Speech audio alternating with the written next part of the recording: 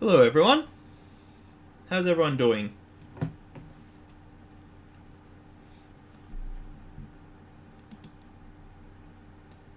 So, yeah, we're going to be doing some FF box openings.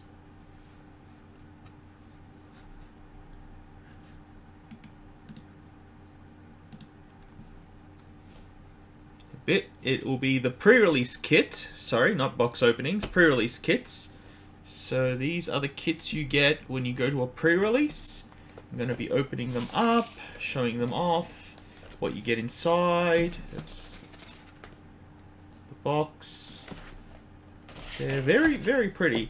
I'll actually be starting with this one. That sort of took a bit of a kick to the Ghiblies.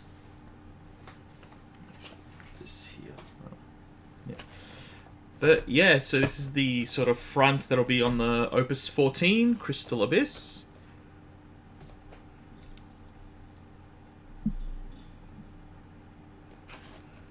And yeah, so just be waiting a little bit longer till things are good, and then yeah.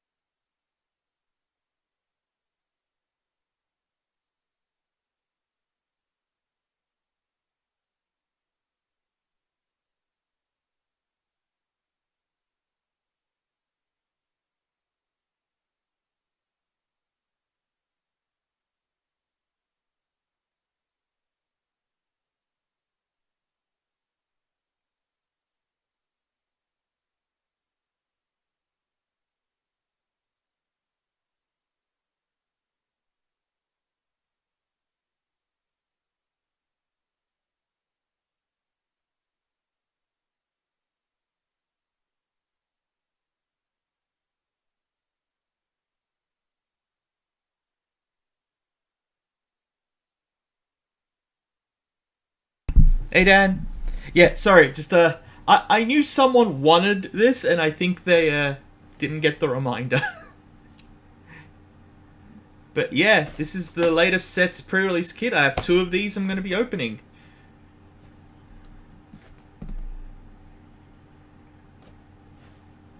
There we go, that looks a bit clearer.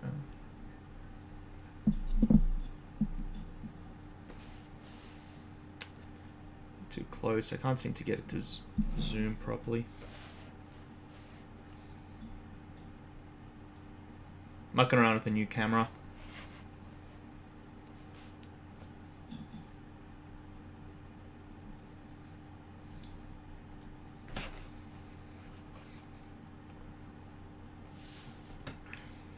Yeah, also, if I somehow get enough subs to unlock an emote, I'm going to be making a dibs one, because every time I've done one of these openings, every time I've opened something good, just channels just like dibs, dibs, dibs, dibs.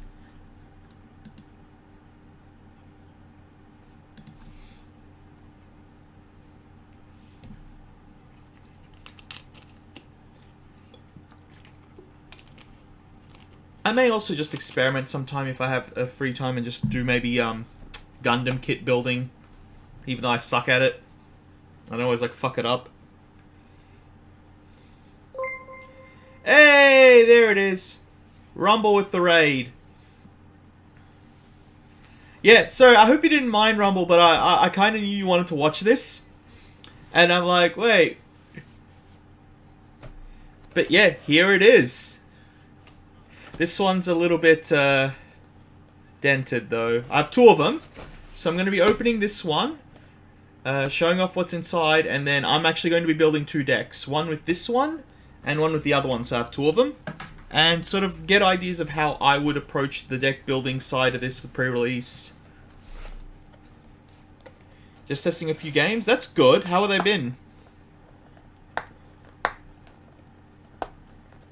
I don't know why, but it's felt like the stickers this time around for these have been a lot more solidified. But I think that's because the last kits, the stickers kind of came off a bit.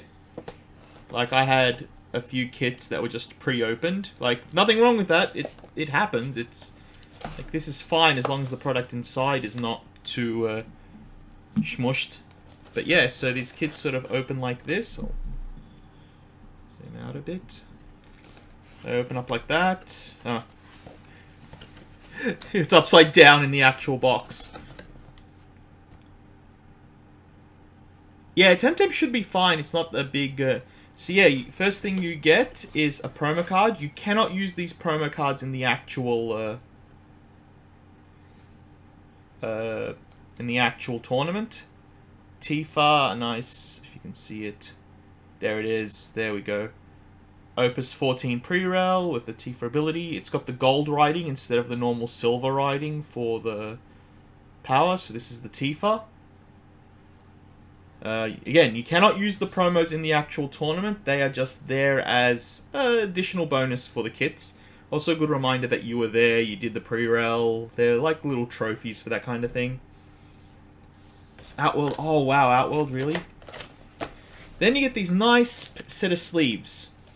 So, a lot of people have asked me why the kits are so expensive. Like, there's 9 boosters in these for the event, and everyone's like, well, you could get 9 boosters for cheaper. You get this as well. This is a thing you get in the kits. Most other games don't do this. So, I understand why people didn't realize that this. But FF gives you a set. This is Chaos, I think it is. No, this is a Omega weapon, I think. Yeah. And even the sleeve has, if it zooms... So it has Opus 14 PreRel. Omega, it is Omega, yeah. Come on. I don't think it's going to work because of the plastic. Oh, there we go, there we go. Yeah. So even these sleeves, I tend to keep these sealed. I don't like using them. Because, yeah, like I said, it's a bit of a trophy that says you were there. I was at this pre-release event. I did it. So these sleeves are really good. They've only done it for a few of the sets in the last 2 years. So that's amazing. And I might show off all of them since I actually have all of them in a drawer here near me. But now we get to the good stuff.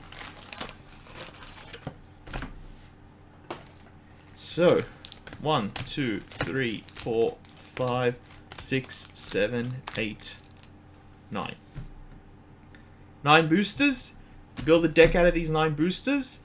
It's a normal FF deck. It is 4250. I want to make that clear. We've had a lot of trouble during pre-release events where people are like, it's 40. No, it's 50. It's 4250 as of the last sealed rules. So you get to choose any number between that. You can't be higher than 50, can't be lower than 40. And damage 6. That's the only other rule change in this format. Everything else is exactly the same. The only main difference in the gameplay is what's it called? Damage 6.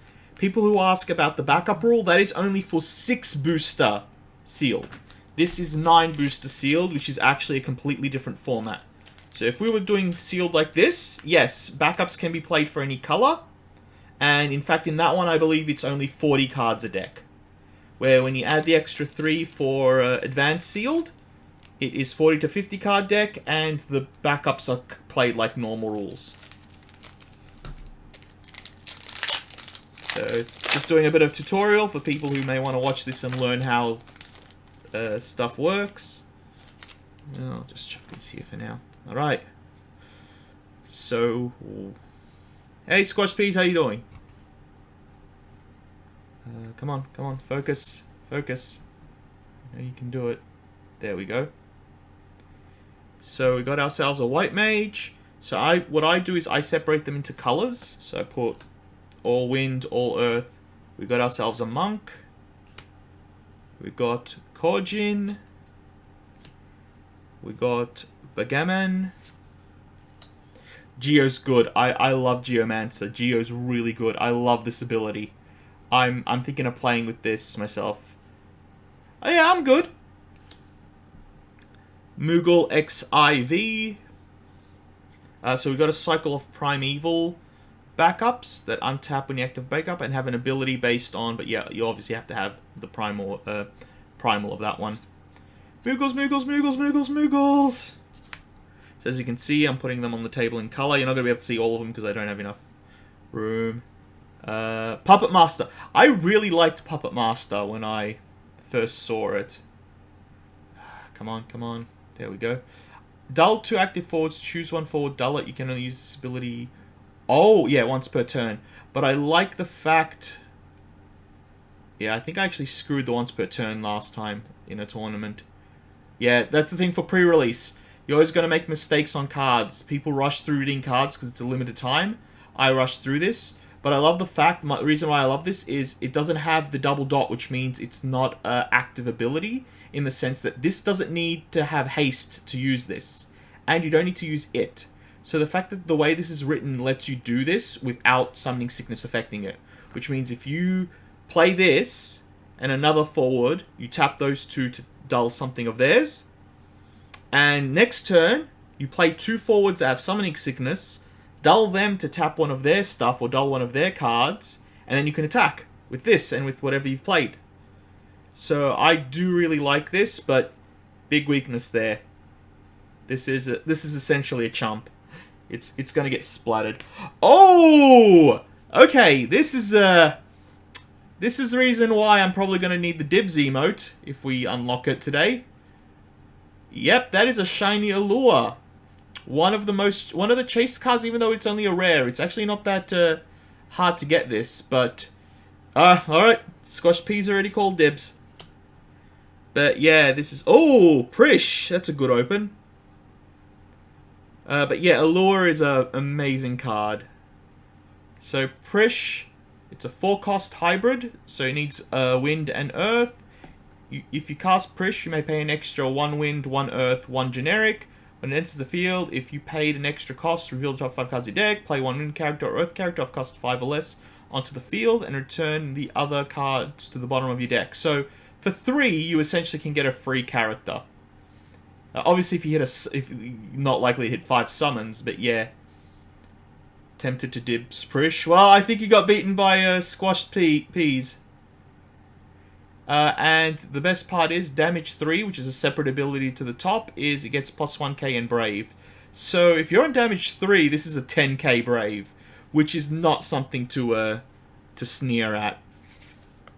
Then my rares, yeah, like these were my commons. That was my first rare.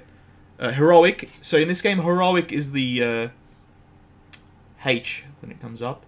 Heroic and Legends are the... I don't think it's going to work. Oh, it almost did. There we go. Yeah. So H and L's are the cards to look for in this. Okay, rules. Rules are you have to call dibs as they are being opened. No, I've had to call this because it caused problems on previous streams. But, yeah, you want to call dibs, you have to do it as I'm opening it. So, Lakshmi, Lady of Bliss, my water card, Kinton for Earth, and Chocomog. I do like Chocomog a lot, actually. 1k for each character you control. I know I've had a lot of cards like this, but I kind of really like this, especially in a good Swarm deck.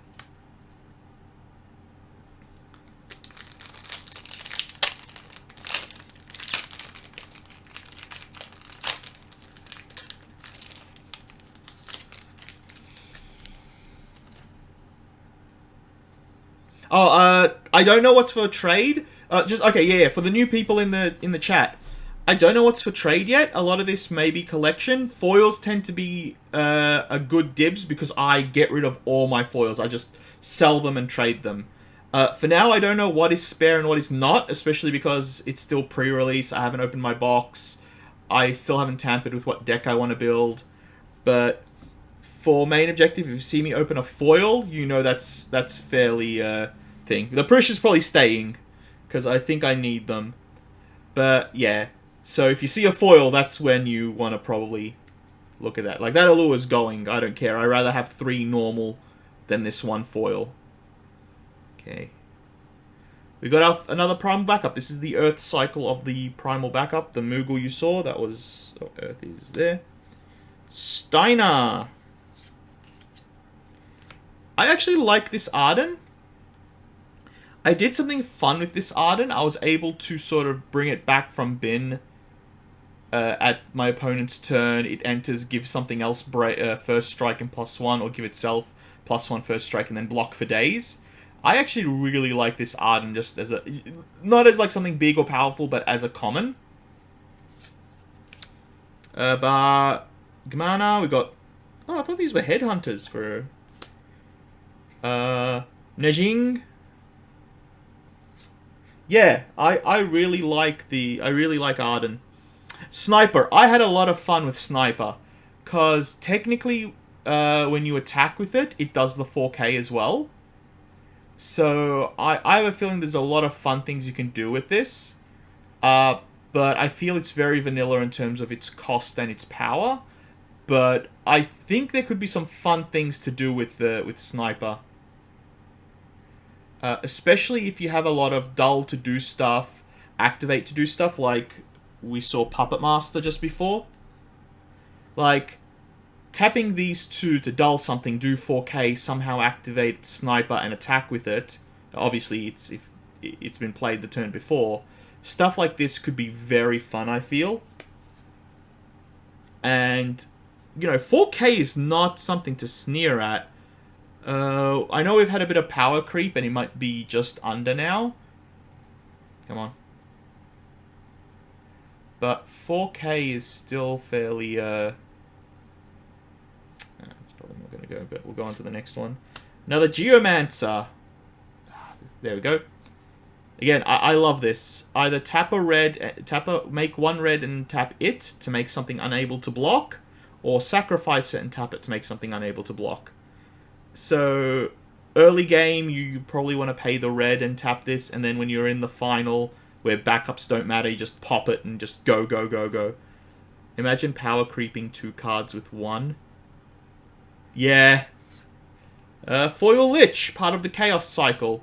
So the Chaos Cycle is, if you play one of these Chaos and you discard another job Chaos, you get a bonus effect. In this case, you choose 1 card in your break zone, add it to hand. All the Chaos ones have had some fairly reasonable abilities, but yeah, essentially the way you look at this card is you pay 4 for it, or you pay 6 for it in an effect, which I think kind of makes them a little bit... not as good. Though, on the plus side, you can Kuchulain the forward that gets Geodes. So that's a thing. Yeah. Definitely. Like, there's so much... Geo is so good. I'm really loving this card, and I really want to muck around with it. But yeah, that's Lich, one of the Chaos. 0 card game. What do you mean, Osmi Ewan? Welcome, by the way. Oh, there we go. I've won this event. Why didn't I get this kit in the actual event? Damn it. Damn it. If you open this, you practically win the tournament.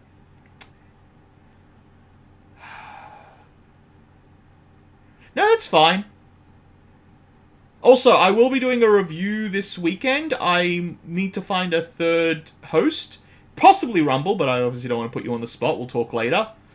But, yeah, so Omega. So, Omega's wording is very, very, problematic. The way I'm going to call it right now, and the way I've been backed up by a lot of people, so I'm sticking to this, is at the end of your turn, if Omega has 0 counters on it, put a counter on it, then remove it to do 1 damage to your opponent. You do that at the end of every turn, so even on your opponent's turn. Now, the reason people have been confused is there's also an ability that says you may remove a counter to give it essentially protection from being targeted.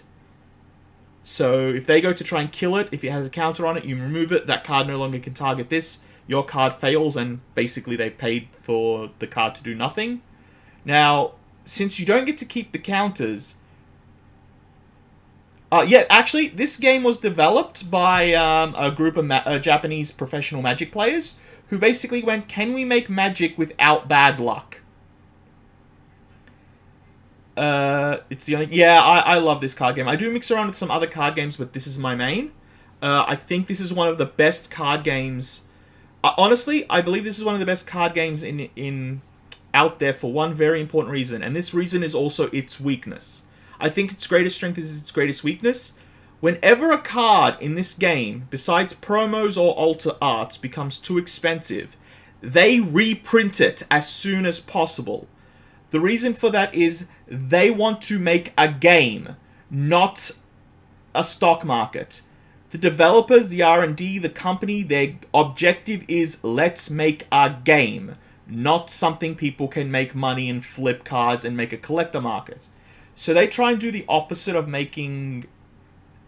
Yes, but but on the other hand, what that means is when a new player or players go to a shelf and they go, I would like to play a game, and they go, cool, what's the most expensive card I can open in this booster? And, you know, if you look at Fab, you can say, you know, a $700 card if you're lucky.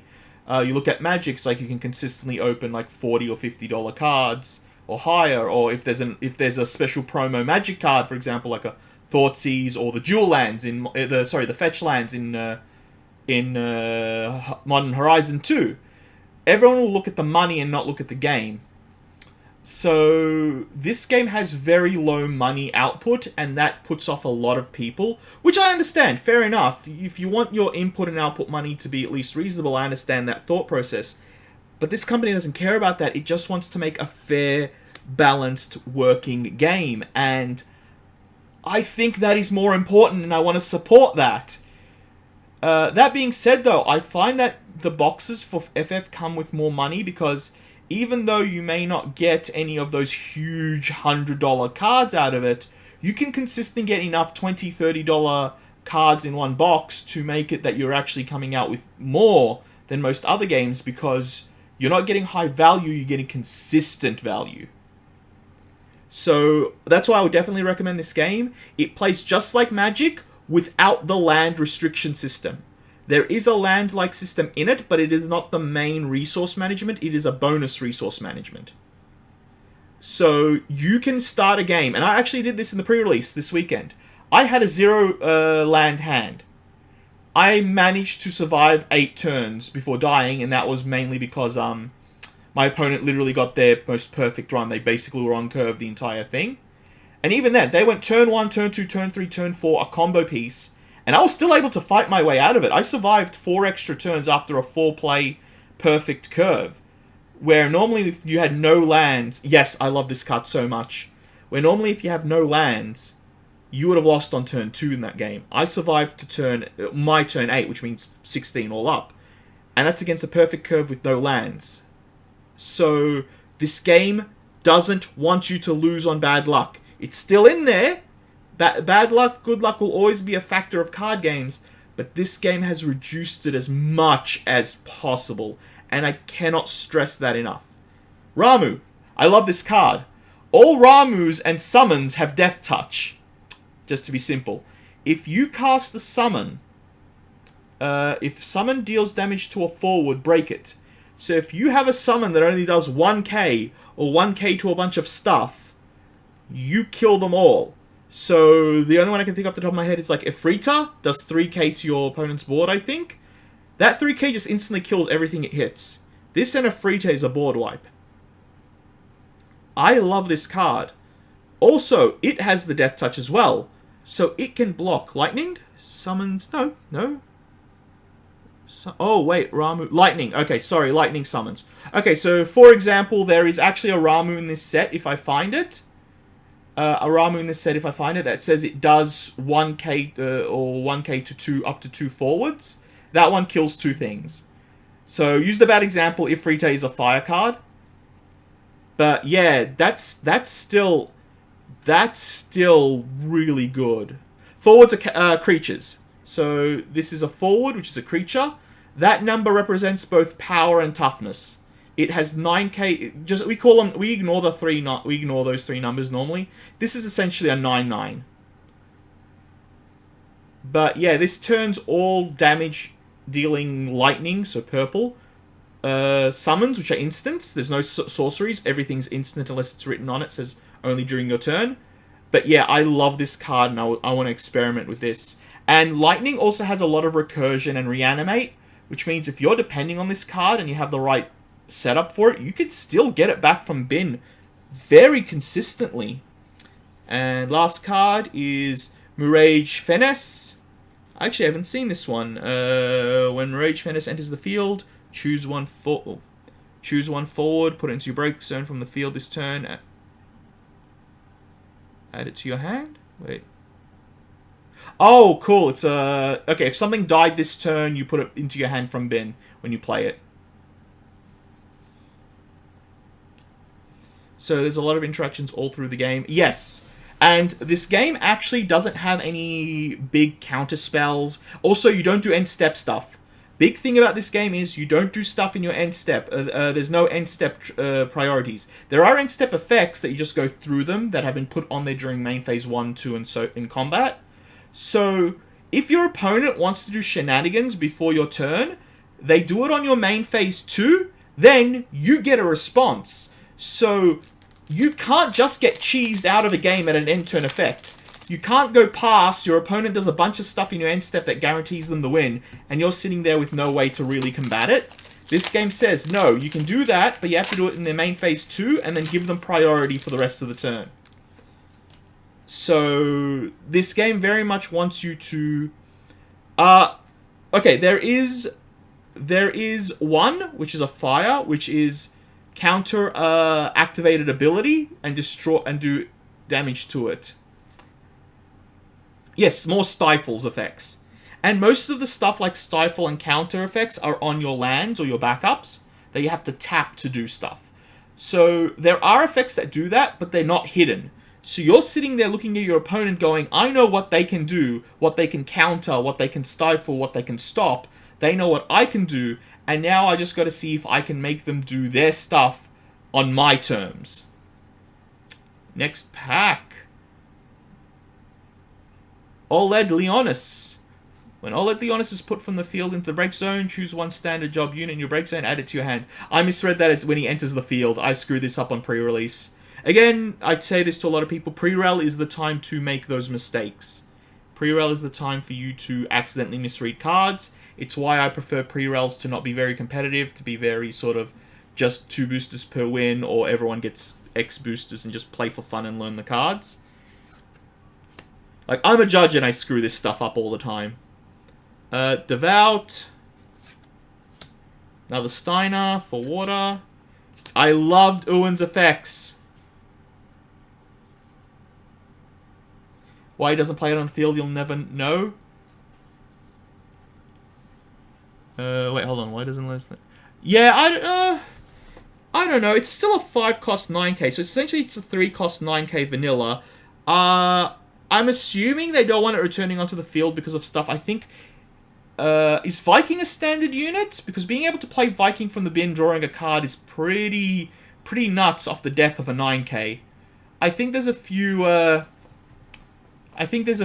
stuff that he could just not have really good interactions with that might muddle up the game. But I love Ewan's effects. If it enters the field, choose one damaged forward, break it. If you've damaged one of their things, it's just a 1 cost removal. Because 2k, it's going to die. It's a 2/2. It's going to die. It's a chump blocker that might remove something or just dies to some natural effects. But if you've gotten damage on something big of theirs by swinging with something small, you pop this for 1 and just do it. I love this. I really think this is going to be... this is going to see a lot of work. And again, lightning, purple, reanimation, bring back from bin effects... Going swing, swing, swing, cool, play a dude to bring this from bin, play it or it enters from bin, kill something big. I really love this card, and it's a common. It's a bloody common. We got Time Mage. When active, Time Mage. When an active Time Mage becomes dull, choose one forward, dull it. So this is the same as the Sniper we saw before, but instead of doing 4K, this taps something. So essentially, when this attacks, you get to remove a blocker, which I think is fairly cool. I kind of like this cycle of standard units, and I think maybe that's why this was sort of printed for stuff like this to sort of bring these guys back. Also, yeah, I would have liked more standard unit support with Warrior of Light, but yeah. Yeah, it's cute. I feel it is a limited card. I feel this is a card you play in Draft and Sealed. It's not going to see much constructed, especially because there are cards that do it in Ice but better, like the backup Snow, where anything you have attacks does something.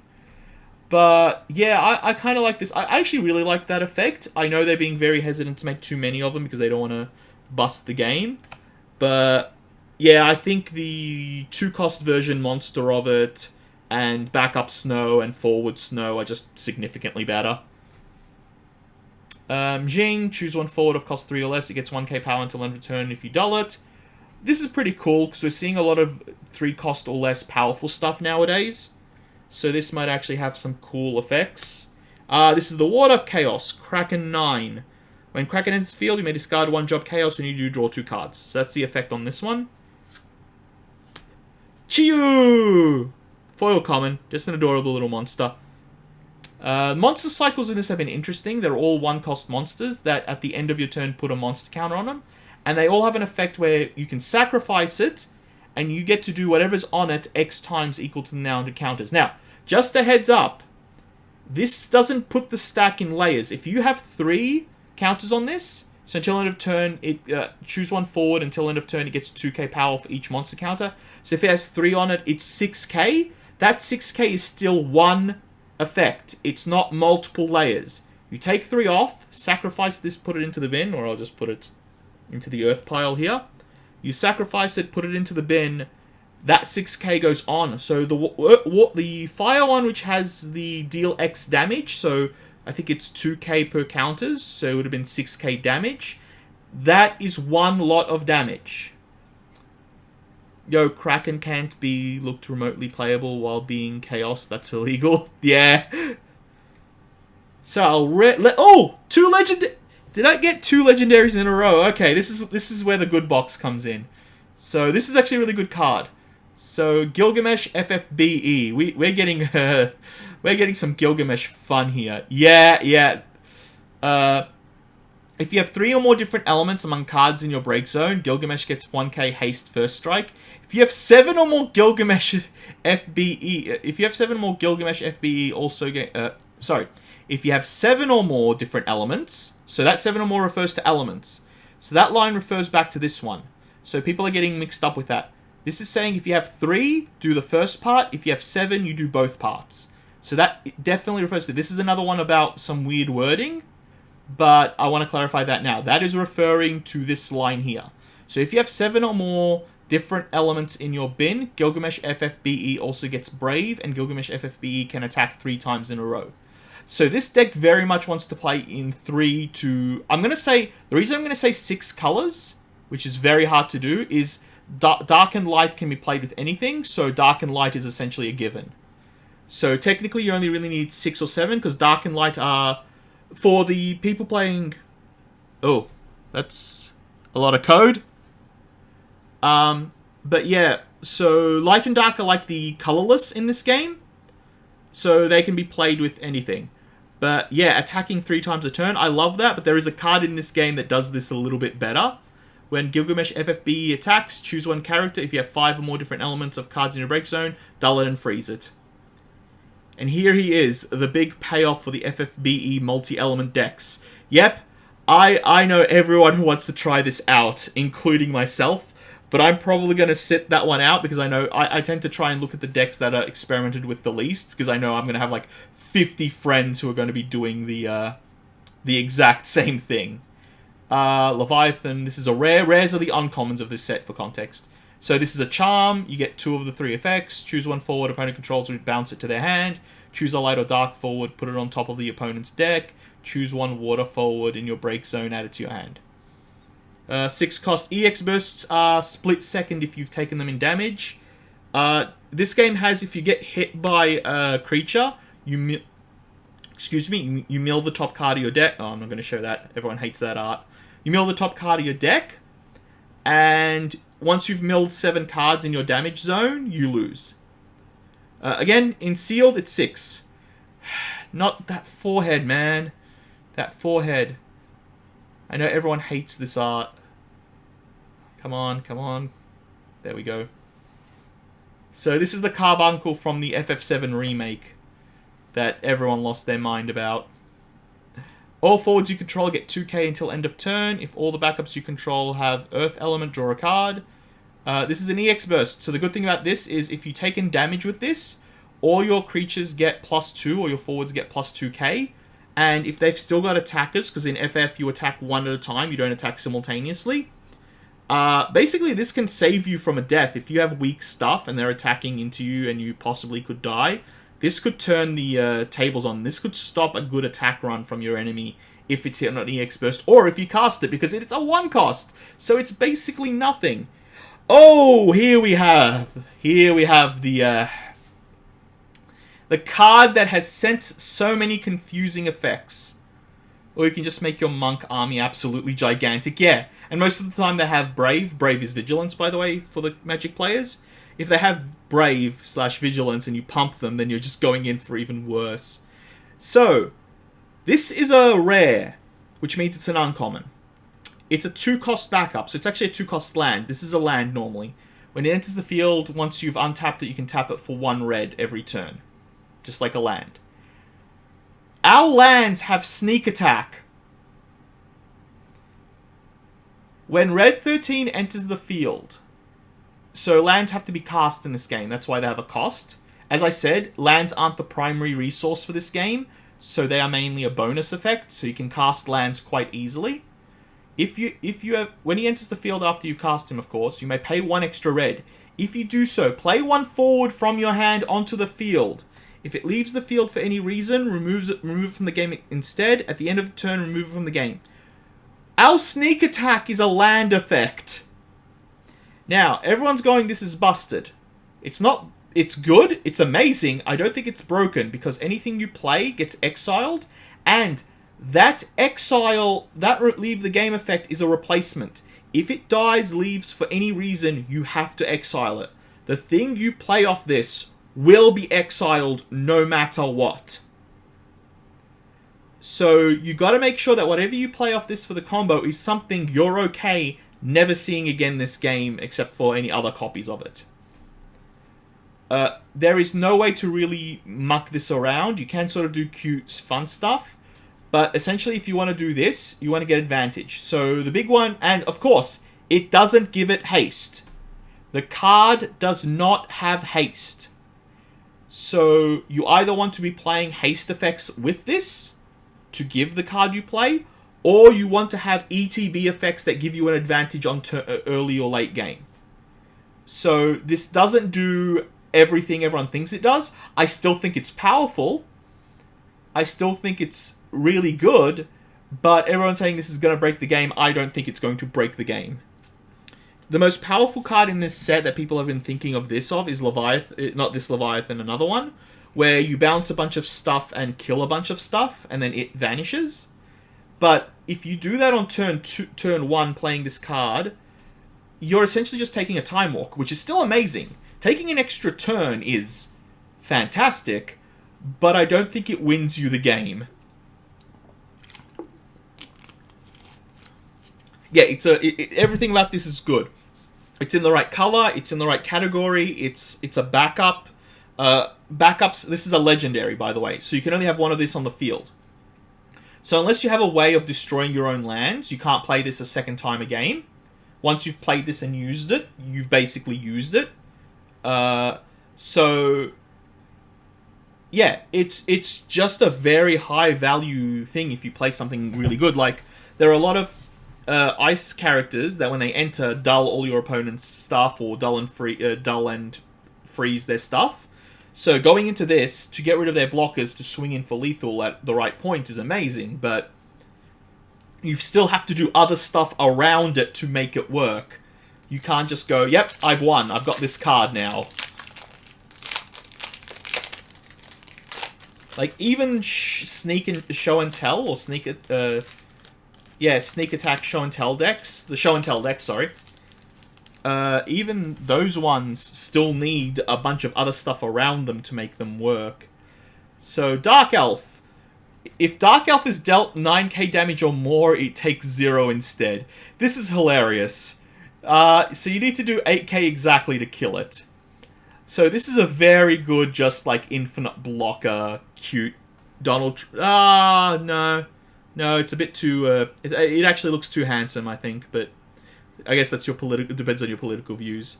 So this is a very good common. I like this, but I can't see where it would fit in a constructed deck. This is definitely a limited card.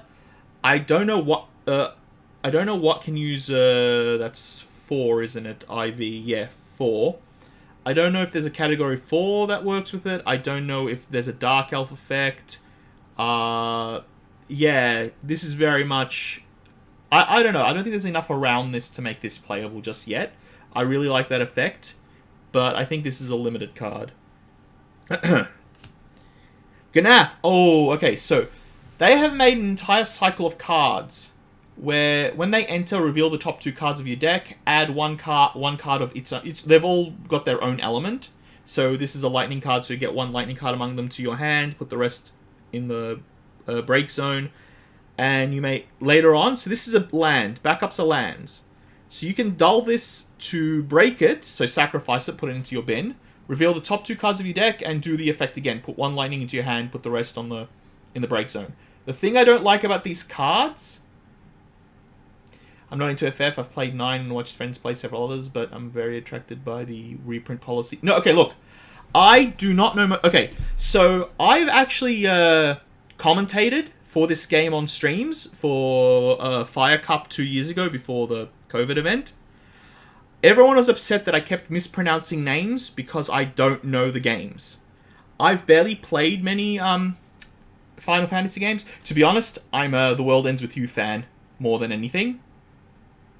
So, I actually don't know much about the game. I play this because the company's doing the right things, besides one thing, which I'll get to at the end of this rant. The company's doing the right things, the game is stable. Most metas have a good 7 or 8 decks. And the top of those 7 decks is based on how many of the others are played that day or not played that day. So, it's very hard to build one deck and go try and snipe with it. It's, in my opinion, it's Magic fixed. It's a fixed version of Magic, because I'm an ex-Magic player, but this game got me very hard. Yeah, their reprint policy is very good.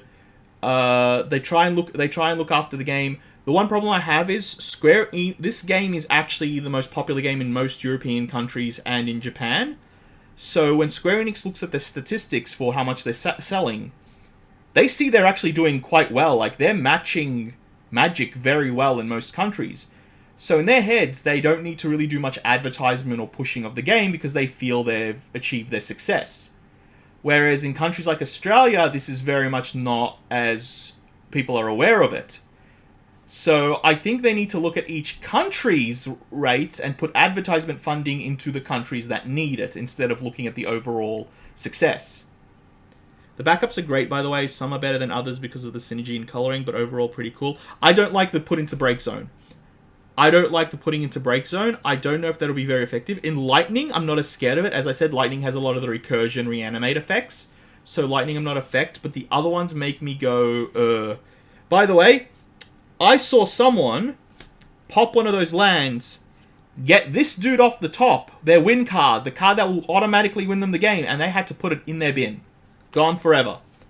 So, very much double-edged sword, these cycles. So, I'm very iffy on them.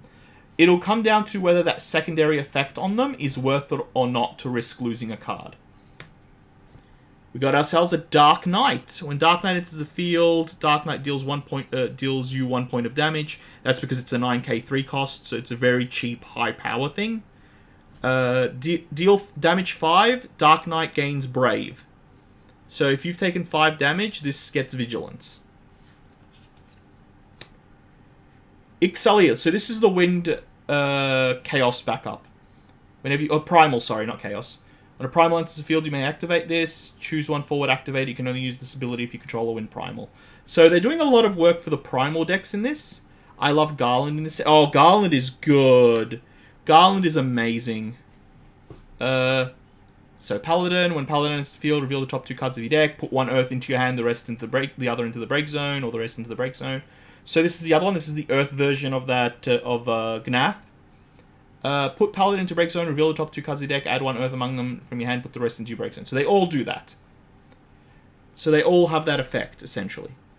So this card technically is a 0 cost if you've popped it at the end after you've used it as a backup.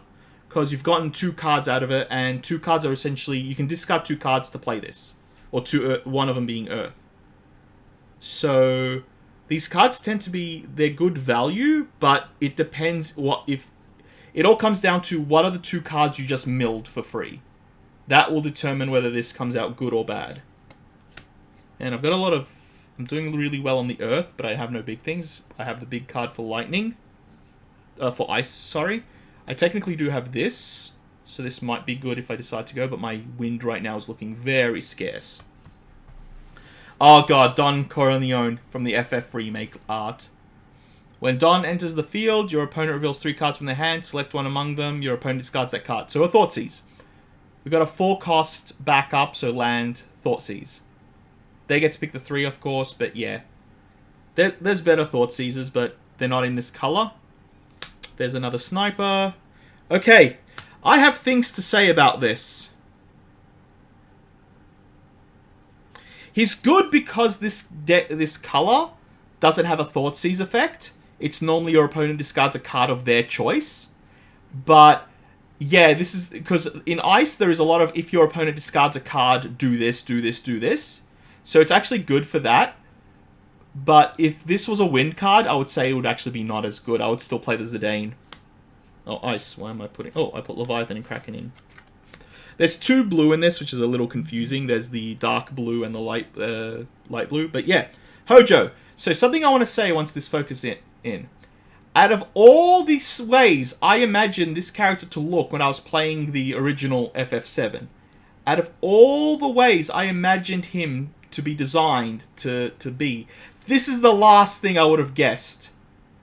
This is meant to be the biggest nerd scientist. This is meant to be a mad scientist, and I'm like, dude looks fun. Like, it's a cool art, but yeah, Ozzy Hojo Osborne.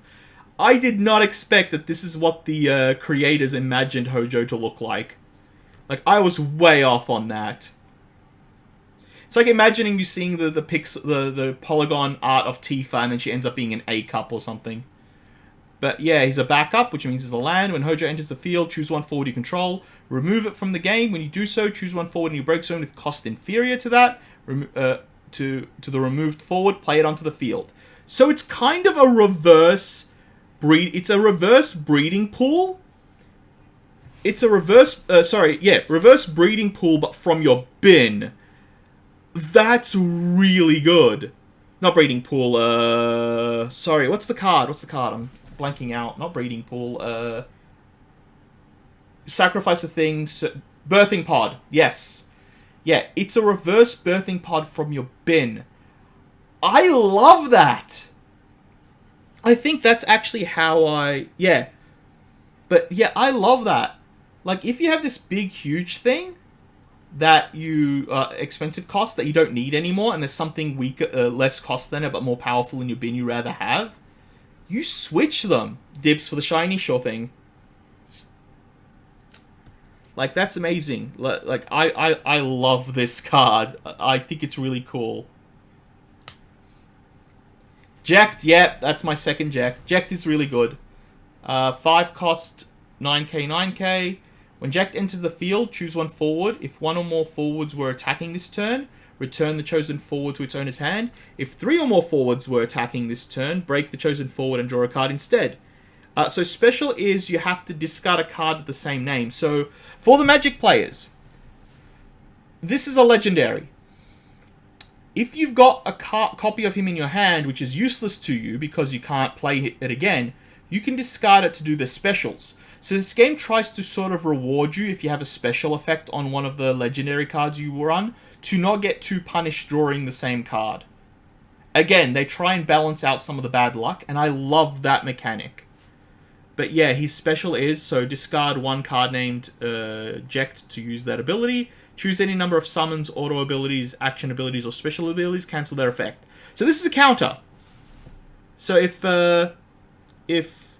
Osmium is still with us, this is the counter. So you have this on the field. Your opponent knows you can activate that, and when they play stuff, they have to guess, do you have another Ject in hand? Do you have the counter spell in hand? So if this is on the field and you have another one in hand, you have a counter spell. No, it's alright. I just thought, oh, it's okay. But yeah, so your opponents will always know you have the ability to counter. They just won't know if you have it or not. So that's the way counter spells and stifle effects work in this game. And I love its choose any number. So once you have this huge stack going, if the priority wasn't bounced past for one of them to resolve, you then go, I special this. I want all of yours to not work, and I just want to keep mine. So yeah, this card is very good. I liked Heidegger. Very, very risky. When Heidegger enters the field, you may discard 2 cards. When you do so, choose one forward, break it. So essentially, he is either a 2-cost backup early, so he's an early land, or you pay 6 to break something and keep a backup. He also has Pay a Lightning, dull him, put Heidegger into break zone, reveal the top 5 cards of your deck, put one forward among them to your hand, return the others to the bottom of deck. Again, return to bottom of deck, that's why I like this. But yeah, I found this very interesting. I was using this as a big removal in Limited. Like, if I have 2 dead cards in hand, I just play him, discard the dead cards, kill your bomb. Chivalry! I think this is... Yeah, Waff. This is the... Come on. Yeah, this is the male Shiva, which is pretty cool. I love his design. I'll be honest, I love that look. So it's a summon, so it's an instant.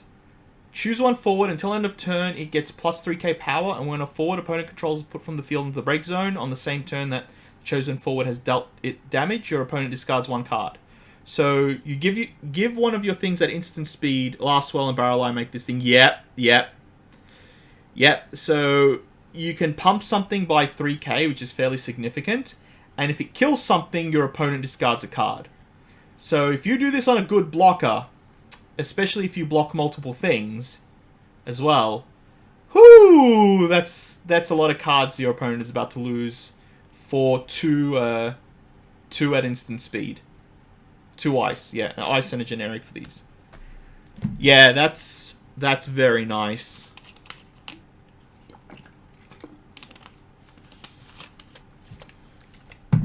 Next booster. I might have to do the deck building very quick. I've barely gone through most of these cards and we're already about an hour in.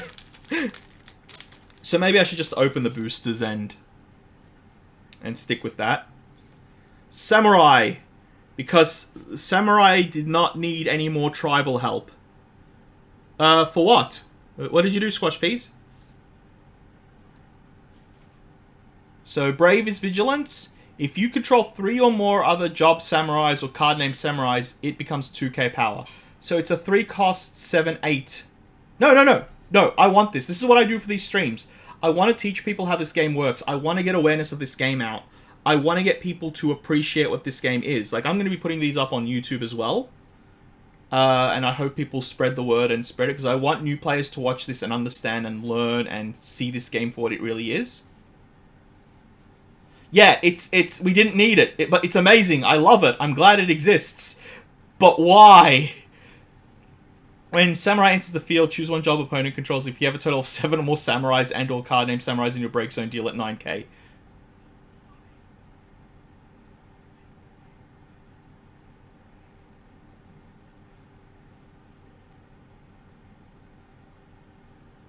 Well, that's the thing. So here's the way I personally see it. US has... So Magic has its hold on the US. It's a US company, so people tend to want to support it. Same with Japan. Japan supports all of their card games over Magic because where Europe sort of is a bit of the neutral zone, and Australia is the same. Those two areas are neutral zone. We don't really care about card games. Australia is starting to push a little bit on Flesh and Blood because it's a New Zealand game, so we want to help our local country. But it comes down to the fact that a lot of countries that don't have a card game just are so blank and neutral. They tend to see these games for what they really are because they don't have that extra bias. This is one of the things. You put a counter on at the end of every turn. You may untap X number of characters or permanents you control equal to the counters removed when you sacrifice this card. So I really love this cycle. Okay, we got the Fire Chaos. So if you discard a Chaos when you play this, deal 8k to something. Got a Boyardin again. Well, like I said, it's not all over Europe. It's patches and areas. I know UK, it's huge. I don't know if they still have it, but definitely ask about the Learn to Play decks, or because they have similar to Magic, the Learn to Play decks, where you have a deck, teach them to play, give them all the cards, and they build a deck out of it. It's a terrible deck, because it's a Learn to Play one, but if they still have them there, then that would be good. And there's apparently 3 cards in there that are actually fairly popular, because they have an alternate art in them. Sanguine, which is the primal backup for water. Look at the top 2 cards of your deck, put one among them on top of your deck and the other on the bottom, so you get to scry 2, or essentially scry 2. You do have to put one on the bottom if you control a water job primal. So there's a lot of primal support this set. Leatherford. I really like this card, but I don't know how I feel because 5k is fairly weak. If you've used 3 or more colors, so one of them has to be wind. So if you're playing tri-colors... Yeah, I know, but damn. What are the 6 colors? So, actually, I'll just do this quickly. So, there's actually 8. So, we have water, ice, fire, earth, wind, and lightning. And they're based off the crystals, the crystals in FF. Then you have 2 colorless, light and dark. So, I don't have a light one because I didn't open them because they're actually very rare. Light and dark are colorless. They can be cast with any color. So you don't need a dark to play a dark, you don't need a light to play a light, but these cannot be used for mana. So you can actually use your cards, discard them for resource. That's the primary resource system in this game. And you can only have 1 light and or dark on the field at one time.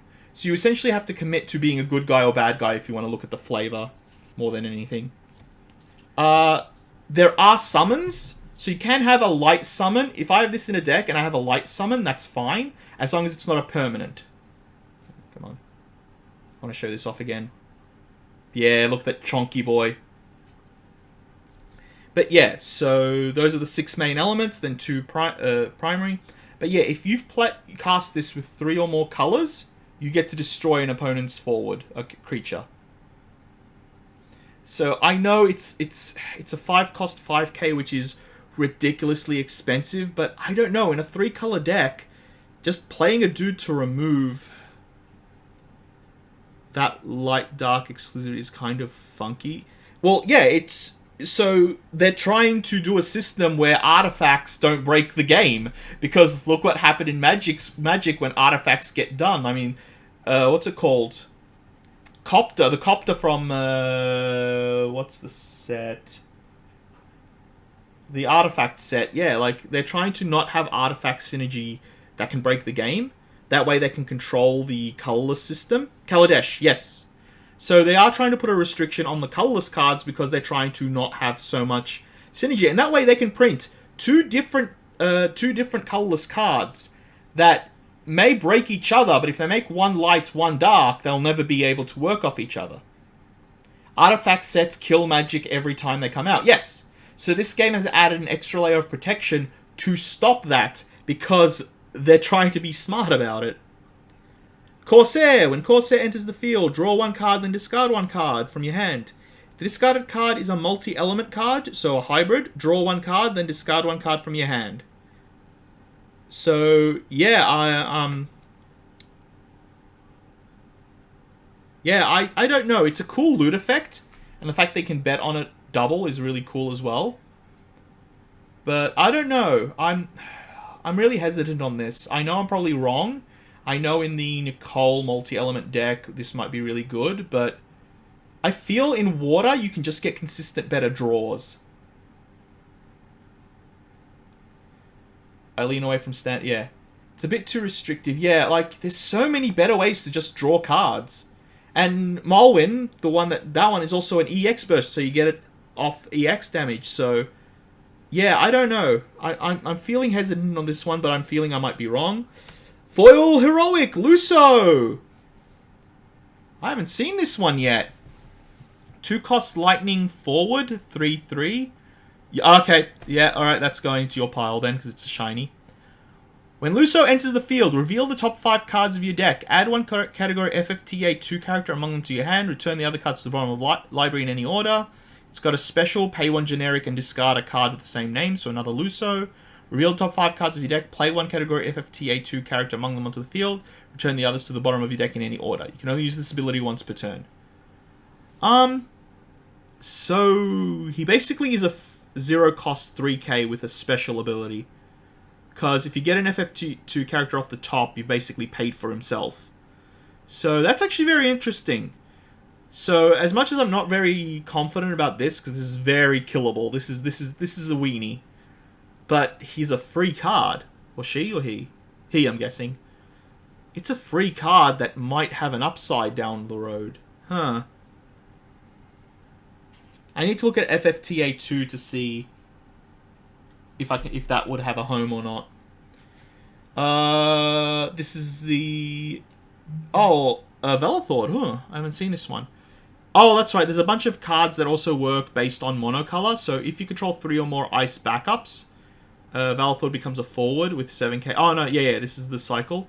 So a lot of them have, if you have 3 or more backups of the one color, so normally, the reason this is grayed out is monsters are like enchantment. This is the equivalent of a manland, except an enchantment.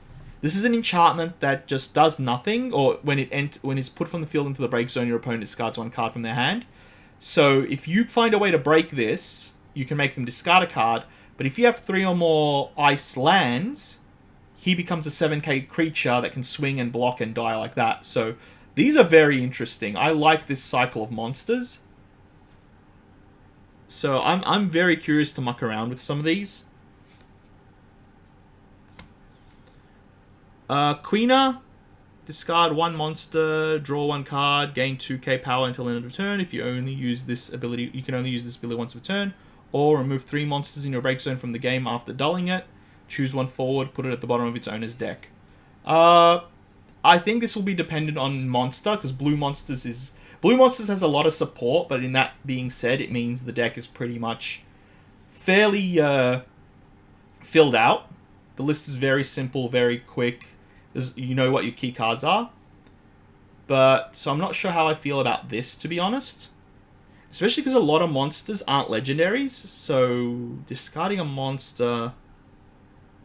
Yeah, I don't know how I feel about this. I think monster decks don't really need this. Oh, Mirage Fenris again, which we saw. Ifrita. If this was 1k damage more, I would love this card. Quina came out like 5 Opuses too. Like, yeah, there's so much other stuff. Yeah, it's... Yeah, Quina just doesn't feel like it has a place in the deck it's trying to fit into.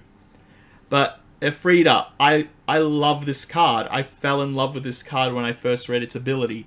Not because it's WoF.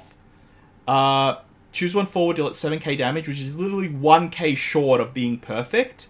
Search for 1k, name Ifrita, and add it to your hand. So it's literally, yeah, I know, the fact that it's EX burst, you get to use it if you hit it on damage is very good. But damn, this would have been like the best card in the world if it was 8k.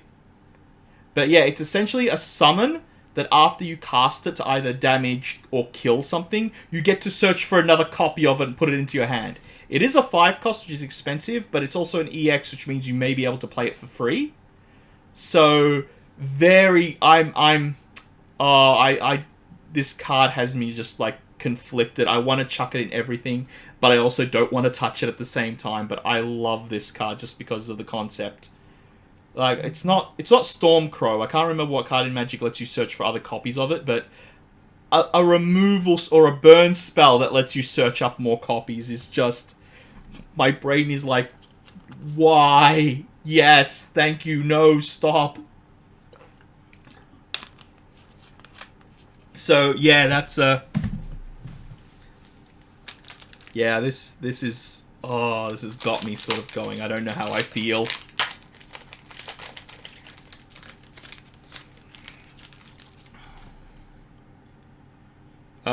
Shuzelt. Okay, Shuzelt. I love Shuzelt. I want to do something with Shuzelt.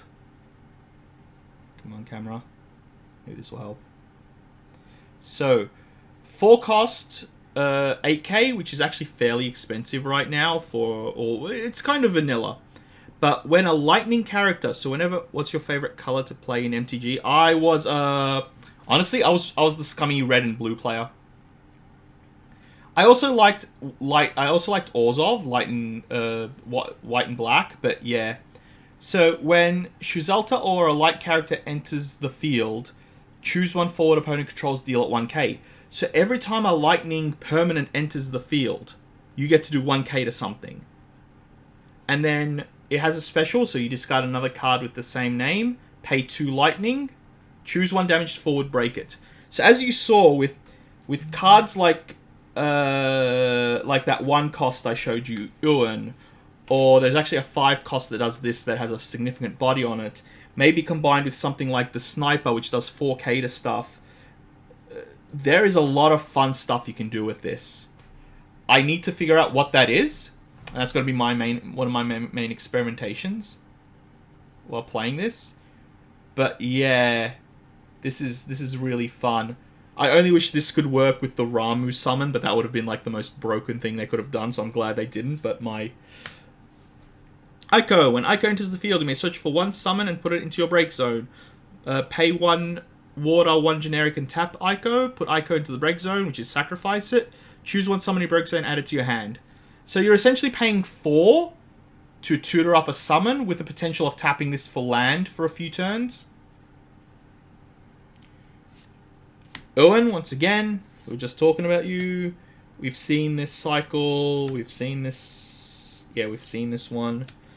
Kobo Yang is one of the sacrifice monster cycle. This is the one I was talking about. Put Kobo Yang to the break zone, choose 1 forward, deal it 2k for each monster counter placed on your... So, yeah, if you can sacrifice this at any time. At the end of your turn, you may put a counter on it, and it does damage times that. This is 1 lot of damage. So if you have a card that says your fire stuff does an extra 1k, if you have 3 counters on it, it won't get +3, it'll only get 1. This is 1 lot of damage. They are all 1 lot of resolution. So I want to make that very clear to people. Unless clarification comes out saying I'm wrong in the next few weeks, which is possible, but that's, from my judge point of view and from other cards that do something similar, that is the effect. And if people ask me example, look at Cyan. Cyan doesn't get 1 extra from Iroha for each samurai. It gets 1 overall. Or else Cyan would actually get 1 times the number of samurais you control. We checked out Ochu. We saw Kraken, another shiny. Golbez! Oh, the Bez!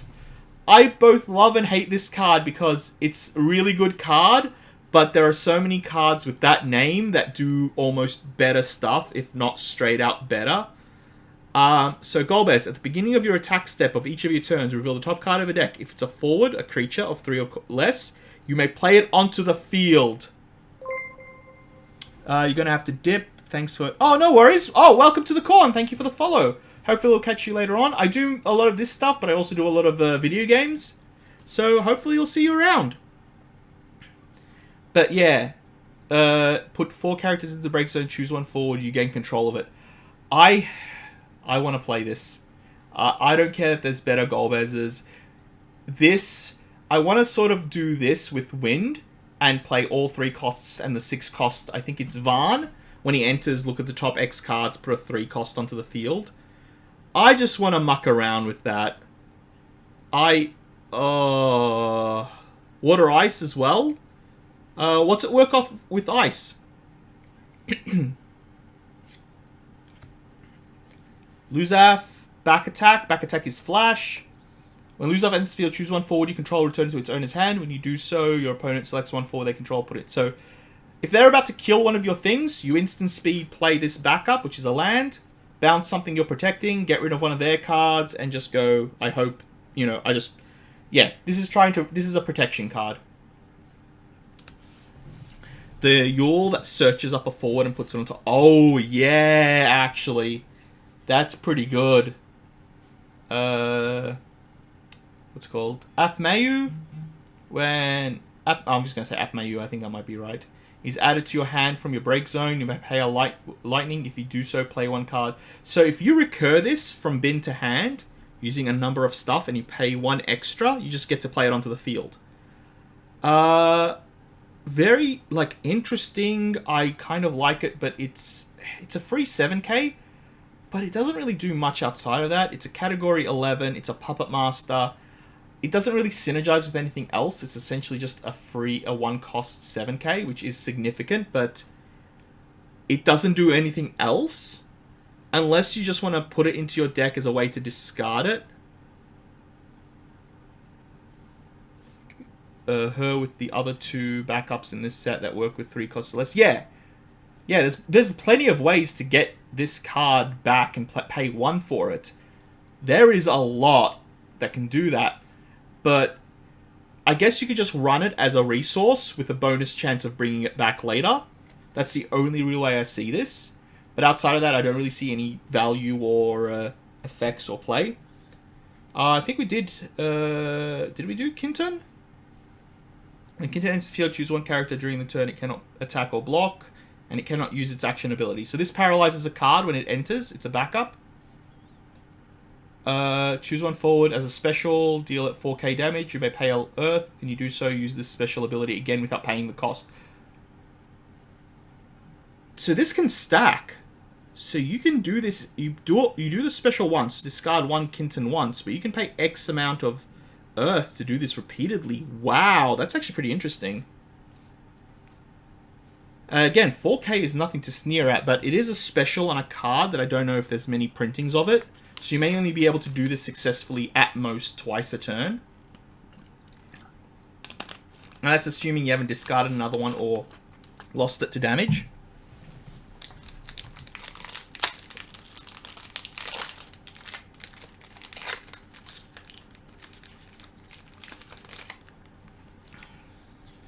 Okay, Vanu. The cycle of look at the top 2 cards, put them in bin, keep one of the same color, whatever these are.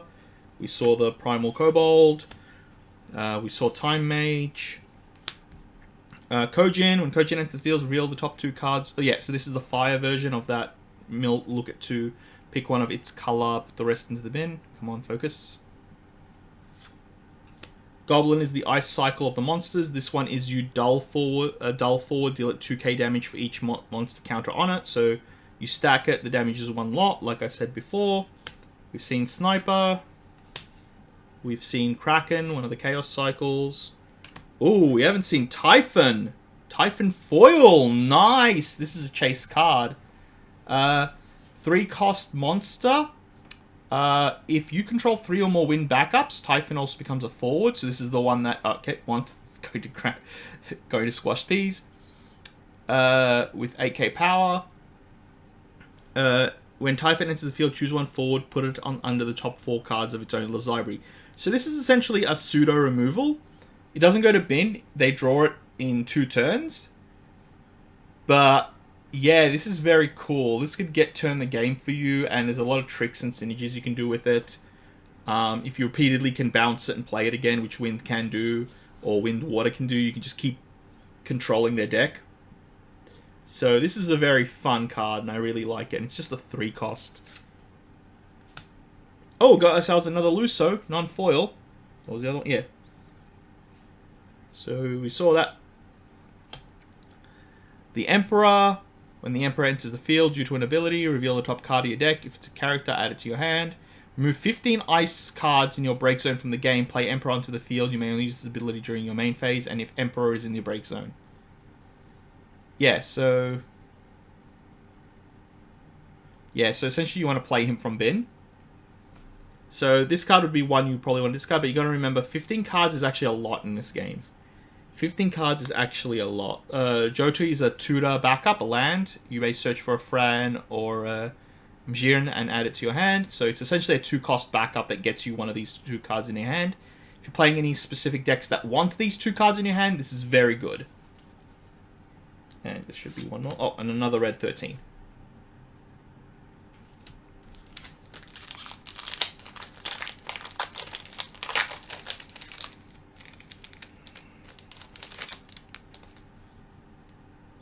Got ourselves another Steiner. If you must control 2 or more forwards to cast Steiner. 2 cost 9k. I think this is an interesting card, especially in a Knight deck.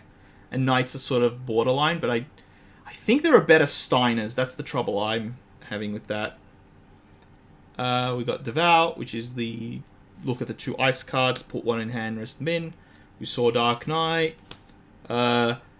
I don't know how to pronounce that name. I'm guessing Upkuba.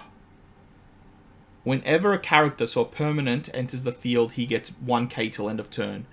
I really like this. I really like this because Win tends to have the untapped backups to play more stuff effects. I really like this. I just don't know if you could tutor that. 9 is the category. So I'm not sure if there's any synergy that can let you search for this, play with this, play stuff off this. But I love that effect. Blue Mage, if you control a monster, Blue Mage gets 1k power. When Blue Mage enters the field, choose 1 monster in your break zone, add it to hand. So if you want to recur monsters. Question is, why bother? That's the thing. If there's nothing for it to work off, which I don't know, like I don't know much about this job title or this category, it's based on whether these can synergize with anything. If they don't synergize with anything, then good card that has no home. But yeah, this is good for monster recursion in water. He gets bigger for monsters. Water is the monster category. I like this a lot more than I liked the Quintus, I think it was. Where was it? Quina, sorry. Yeah, so I kind of like this, 4 cost 7k. If you got a monster in bin you want to bring back, you put it to hand and replay it. So I think if you're playing monsters with this element, this might be a very good card for you. Standard unit, which is good, so you can work with a bunch of stuff. Miengo, the one that gives 3Ks or less plus 1k, we saw that. Geo again, Geo's very good. Foil Gabranth! Foil Gabranth! Ooh, I like this. So, backup, 2 cost. I really like this Gabranth, I'll be honest. Damage 5, so until you're on 5 damage, he's just a basic land. But put Gabranth into break zone, choose 1 forward. He gains this forward, cannot be broken until end of turn. I don't know. It doesn't have a place. I just like the card. There are better fire summons. Like, literally, I'd rather play Geo or Common over this foil rare. I'd rather play this, but damn, protection in red is very interesting. Like, protection in red is very interesting. This is like seeing hexproof in a... It's like seeing hexproof in... Actually, I think it's like seeing hexproof in red, technically. Cool card. I think it keeps your opponent super honest and stuff. Yeah, but the problem is red tends to have so much backup. Like, most decks in red tend to need these specific backups. It's whether he can fit or not. Like, I don't think I can fit this in Samurai. And obviously it's late game because you need to be on 5 damage. But yeah, this could be a threat. If you have this on the field, they never want you on 5 damage or you're going to have your protection up. So they're going to try and avoid putting you on 5 or more. They're going to try and put you to 4 and then kill you. So yeah, this has some interesting stuff to it. It'll just depend on whether it gets a home or if red can afford it. Oh, I haven't seen this one.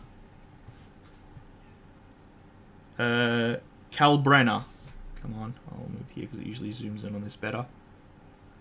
So this is the Earth version of the cycle. If you control 3 or more Earth backups, Kalbrenner also becomes a forward with 9k power. When Kalbrenner is put from the field into the break zone, select 1 Earth backup you control. You may put it into your break zone. When you do, play Kalbrenner from your break zone into field. So it's got reanimate. It's Reanimator. See you, squashed peas. So, yeah, it's got Reanimator. That's... Yeah, I like this. All of these monster cycles of these have been very good. Ultimecia. When Ultimecia enters the field, select one forward you control, put it into the break zone. When you do so, choose one forward of the same cost as the forward you put into the break zone. You gain control of it. So, yeah, you sacrifice something you control to steal one of their forwards of the same cost. So this is actually very interesting. I'm interested to see what this does, because being able to take your opponent's stuff and they're not able to respond or stop you is very good. X-Death. I really like this card. It's very expensive for a very important reason. It's a Reanimator. When X-Death enters the field, choose one forward opponent controls and one forward of cost 4 or less in your break zone. Break the former and play the latter onto the field. So for 8, you get a land, you destroy one of their things, and you get something of 4 cost or less from bin into your field. So this is actually very good. I really like this card. Lightning's there. Wall.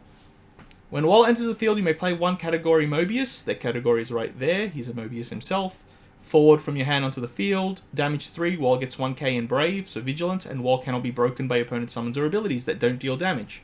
So he can't be killed by spot removal if you're on 3 damage or higher. He's a 6 cost, but he plays something for free.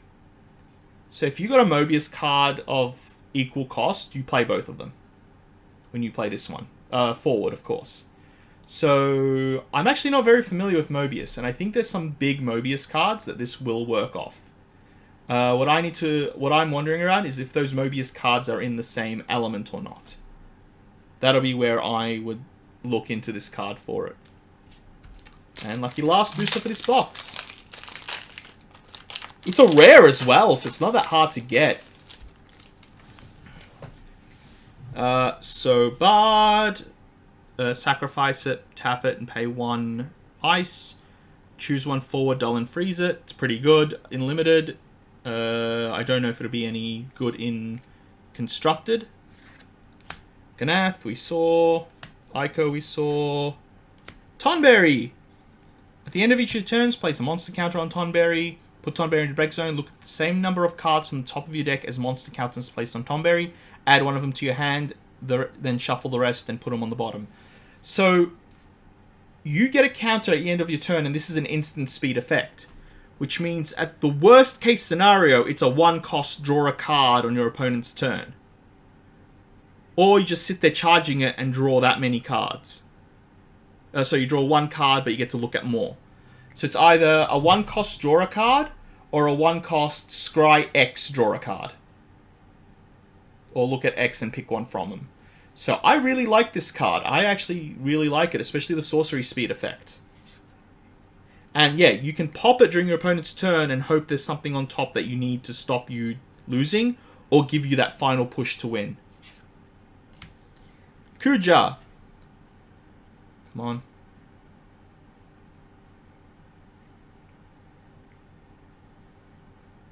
Hold on, let's...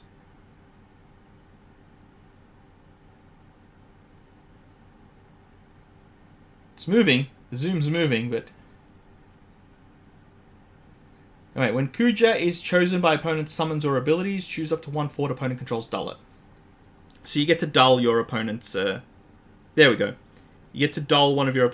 Dull is tap. You get to tap one of your opponent's stuff every time they try and target this with something. We saw Paladin. Oh. We saw Corsair. Warrior of Light.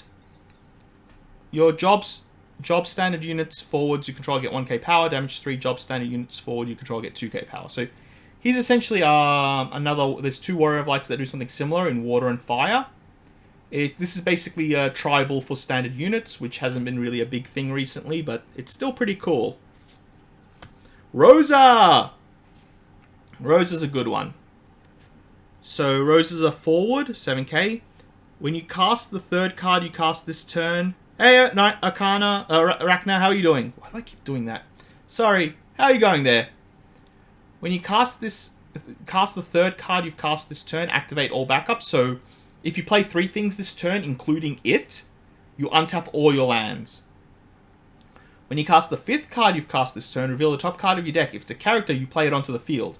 So if you've played 5 things this turn, you might get a free card off the top. Pay a green, Rosa cannot be chosen by your opponent's abilities. So pseudo hexproof. I love this card, and this is my 3rd one. This card is absolutely nuts.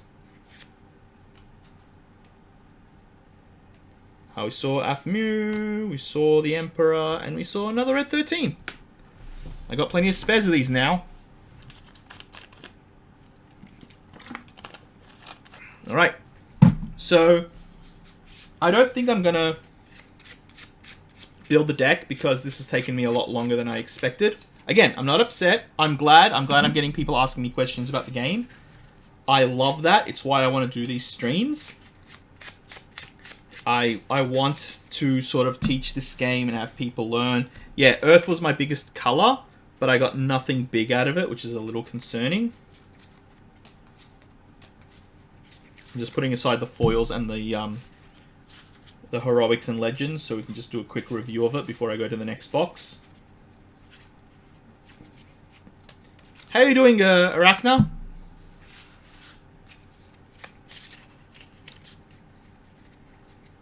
Oh, I put a... Oh, I missed a card. That was actually one I outright missed. Naja Selham.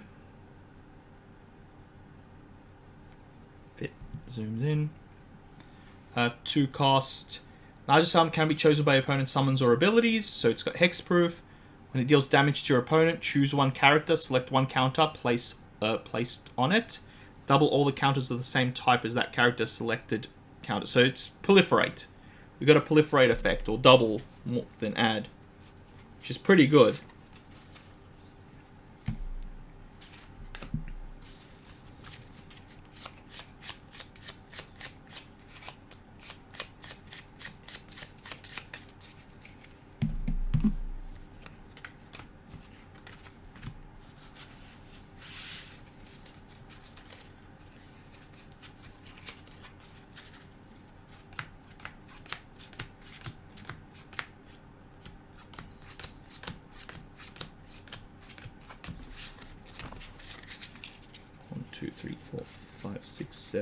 So I got a foil heroic, which is the 2nd highest rarity.